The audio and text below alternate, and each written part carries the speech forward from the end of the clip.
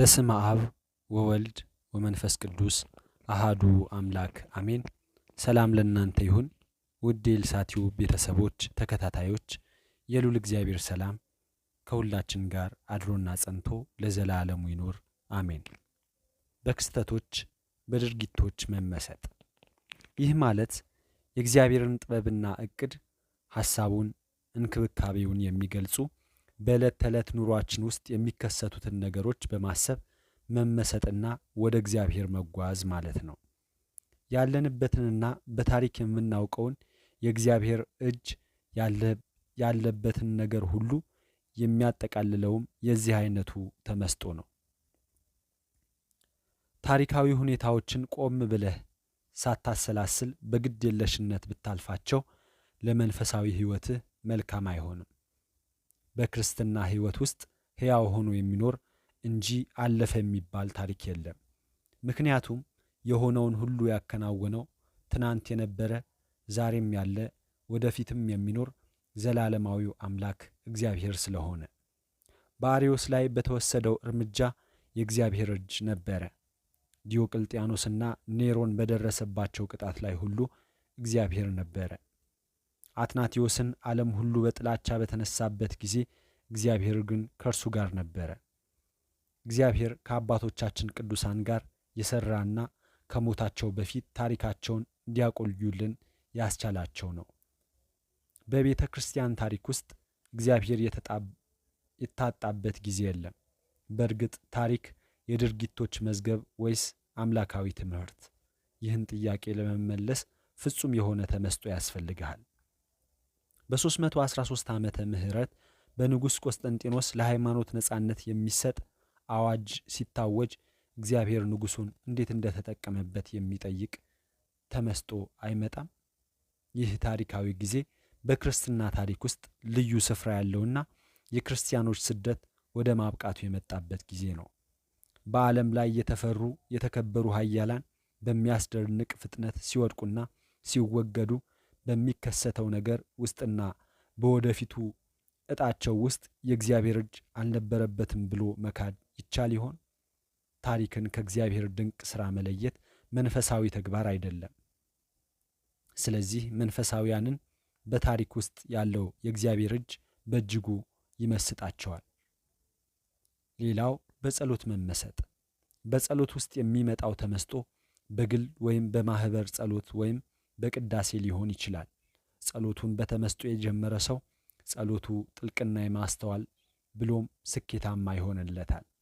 አባቶቻችን ቅዱሳን የጸሎት ቃላትን በከንቱና ጥልቅ ባልሆነ መንፈሳዊ ፈጥኖ ለመጨረስ ብቻ አይደግሙም።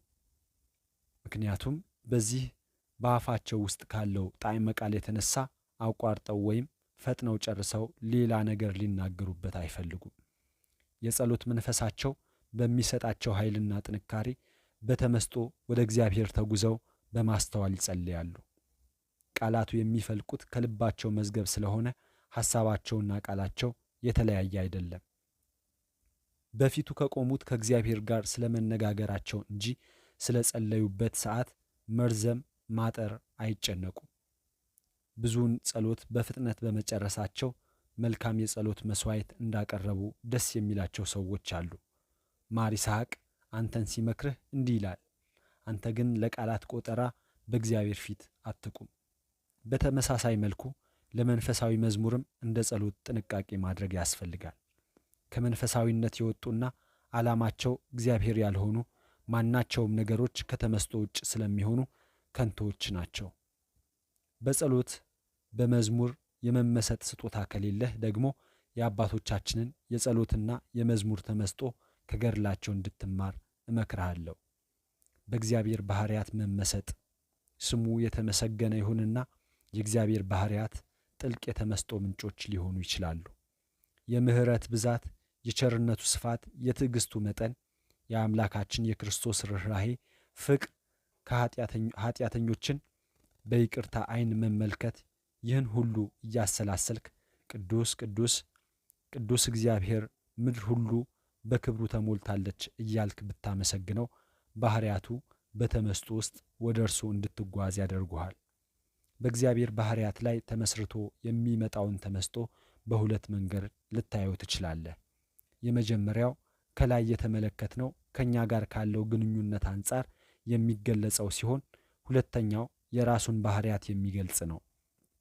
ለምሳሌ የእግዚአብሔርን ዘላለማዊነት፣ ወሰን የለሽነት፣ ፈጣሪነት፣ ኃያልነት እያሰብክ መመሰጥ ማለት ነው።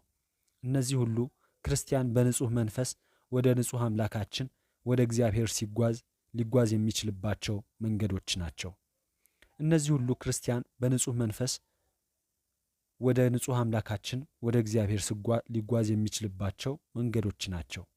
ኃጢአተኞች ሳለን ሳይንቀን ወደ እርሱ ለመድረስ እንድንችል እነዚህን መንገዶች ያዘጋጀልን አምላካችን እግዚአብሔር በቅዱሳኑ ስም የተከበረና የተመሰገነ ይሁን። ምዕራፍ 5 የሕይወት ለውጥ በመንፈሳዊ ልምምድ። በመረጃ ወይም በእውቀት መሞላት ሃይማኖትን ሊወክል አይችልም። እውቀት ብቻውን በቂ አይደለም። አንድ ሰው ስለ በጎ ምግባራት ሁሉ የጠለቀ እውቀት ቢኖረውና ወደ ሕይወቱ ቀይሮ የማይጠቀምባቸው ከሆነ ምን ይጠቅመዋል? ብዙ እናነባለን፣ ብዙ እንሰማለን፣ ነገር ግን እየሰራን ያለነው ምንድን ነው? በየዕለቱ ቅዳሴ ላይ የቅዱስ ጳውሎስ መልእክታት፣ የተቀሩትን 7 መልእክታት፣ የሐዋርያትን ሥራ መጽሐፍ እንዲሁም ወንጌል ሲነበቡ እንሰማለን። በተጨማሪም የቅዱሳን ሕይወት እንዴት እንደነበረ እንድናውቅ መጽሐፈ ስንክሳር ይነበብልናል።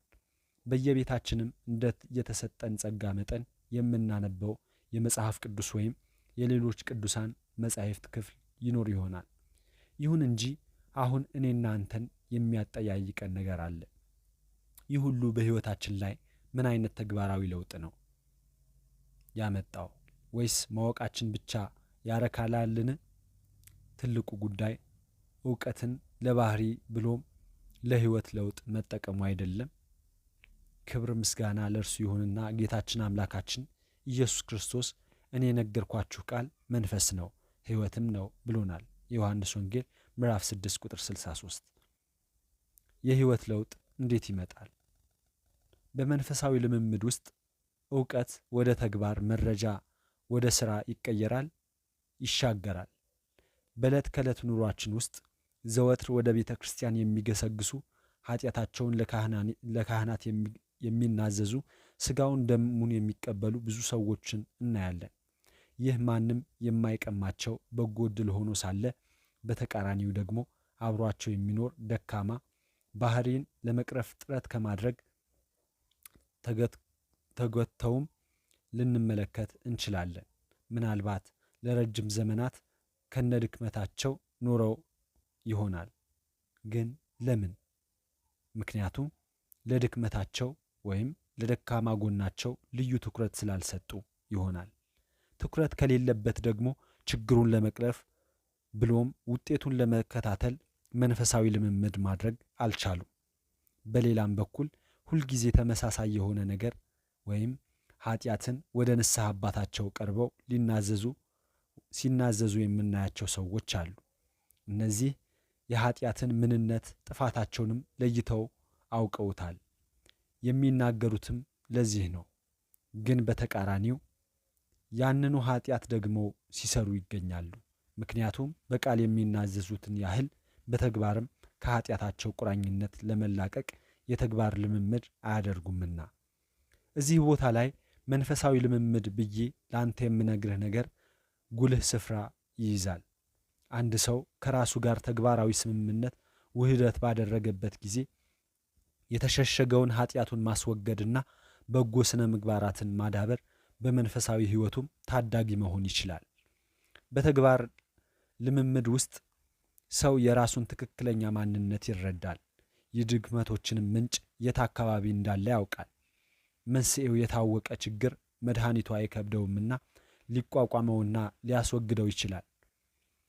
የዚህ አይነቱ ሰው ችግሩን ስላወቀ ብቻ ወይም መንፈሳዊ ስሜት በውስጡ ሊፈጠርበት የቻለበት ስሜት ስላገኘ ብቻ አይቆምም።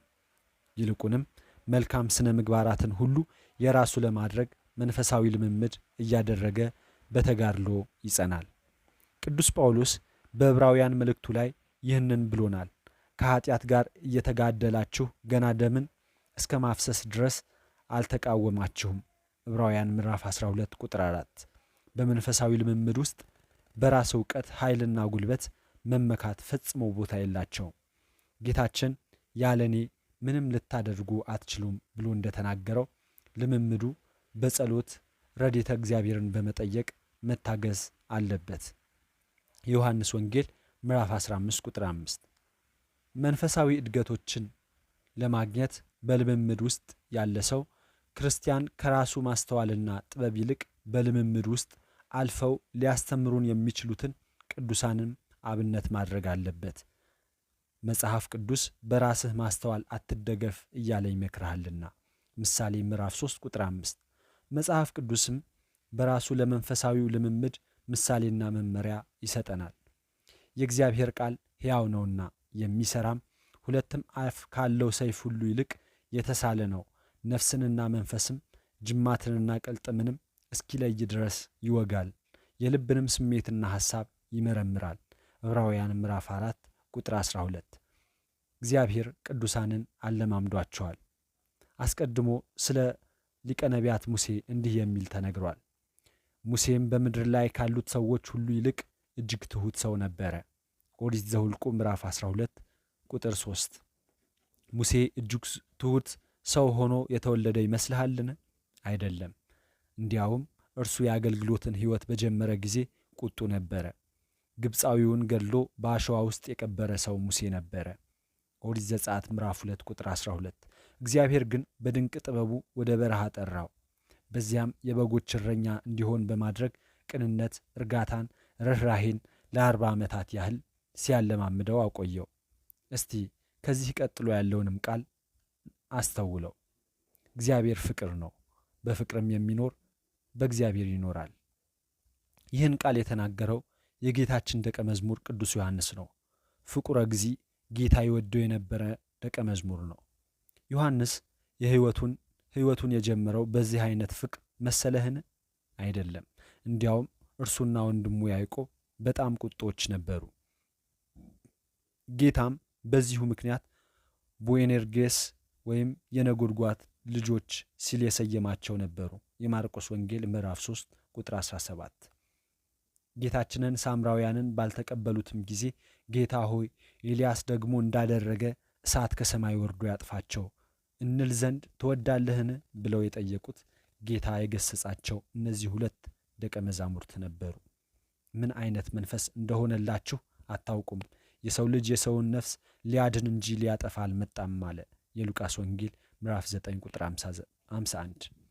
ነገር ግን ጌታ የነጎድጓድ ልጆችን እንዳጀማመራቸው ሳይሆን የፍቅር ነበልባል እንዲሆኑ አለማመዳቸው። ቅዱሳን ሁሉ መንፈሳዊ ሕይወትን፣ መንፈሳዊነትን በአንዲት ቅጽበት የደረሱበት አይደለም። ይልቁንም ራሳቸውን ቀስ በቀስ ለዚህ ታላቅ ደረጃ አለማምደው ነው።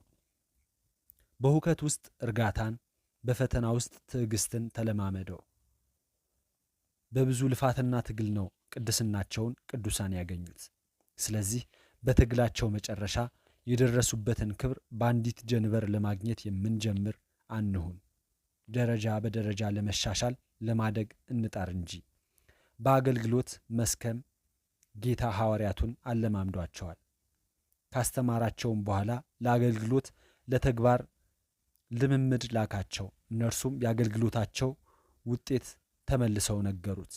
በገጠማቸውም ነገር እጅግ በጣም ተደስተው ነበር። 70ውም ተመልሰው ጌታ ሆይ አጋንንት እንኳን በስምህ ተገዝተውልናል አሉት። ደስታቸው በዚህ መልክ መሆን ስለሌለበት ጌታችን ስህተታቸውን አረመላቸው። መናፍስት ስለተገዙላችሁ በዚህ ደስ አይበላችሁ፣ ስማችሁ ግን በሰማያት ስለተጻፈ ደስ ይበላችሁ። የሉቃስ ወንጌል ምዕራፍ 10 ቁጥር 17። በሌሎች የተለያዩ መስኮችም ብዙ ተለማምደዋል። የሚገባው ከነርሱ አንዱ ማንም ታላቅ ሊሆን የሚወድ ቢኖር ሊያደርግ የሚገባውን እንዲህ ብሎ ነበር ያስተማራቸው። ማንም ከናንተ ታላቅ ሊሆን የሚወድ የእናንተ አገልጋይ ይሁን። ከናንተማ ማንም ፊተኛ ሊሆን የሚወድ የእናንተ ባሪያ ይሁን። እንዲሁም የሰው ልጅ ሊያገለግል ነፍሱንም ለብዙዎች ቤዛ ሊሰጥ እንጂ እንዲያገለግሉት አልመጣም። የማቴዎስ ወንጌል ምዕራፍ 20 ቁጥር 26።